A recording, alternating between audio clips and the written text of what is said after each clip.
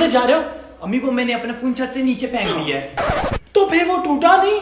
अम्मी आपको तो पता है मैं कितना समझदार हूँ, मैंने उसको एयरप्लेन मोड पे लगा दिया था। गुड।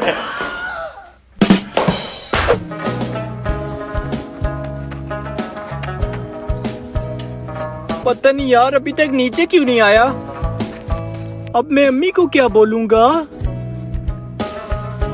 अम्मी तो अब मेरी हड्डियों को ही एयरप्लेन मोड पे लगा देंगी। लगता है इस दरख्त के ऊपर लैंड कर गया होगा। लगता है आज तो बाहर ही सोना पड़ेगा। घर जाऊं ना जाऊं, घर जाऊं ना जाऊं, ना जाऊं।